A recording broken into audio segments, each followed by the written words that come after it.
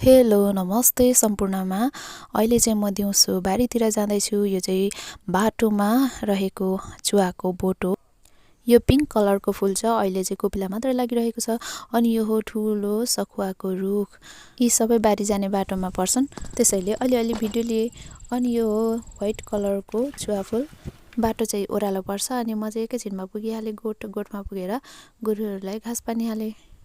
अनि गएँ प्याज रोपेको ठाउँमा। प्याज त हेर्नु न, यो के गरेको यस्तो, यो के हो यस्तो?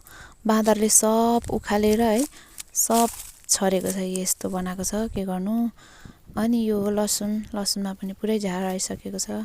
अहिले थोरै मात्र गोडिराखेँ, यसलाई गोड्न चाहिँ समय लाग्छ नि त। अनि म आएँ फेरि यता।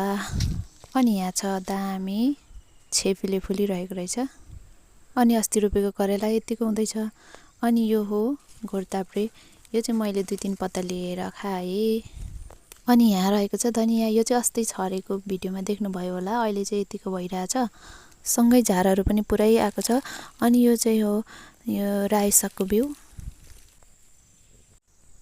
यो हो मुलाको बिउ। अस्ति सुकेर बिजोग भइरहेको रहेछ। अनि यसलाई लिएँ अनि म लागेँ कोलाबारीतर्फ। बोट अनुसारको फल भनेको चाहिँ यो है साथीहरू, हेर्नुहोस्। बोट ठुलो छ, फल ठुलो छ। अनि हेर्नु न, यो सानो बोट छ यसको होइन। यसको फल पनि सानै छ, यहाँ देख्न सक्नुहुनेछ। यस्तो छ।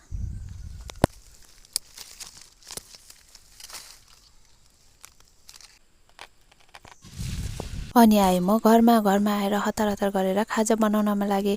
आगो जोडेँ अनि आगो जोडेर खाजा चिया बनाएँ। अनि बनाएर खायो। यति ठुलो पानी पर्यो अनि फेरि रह्यो। अहिले चाहिँ मौसम चिसो भइरहेछ। धन्यवाद।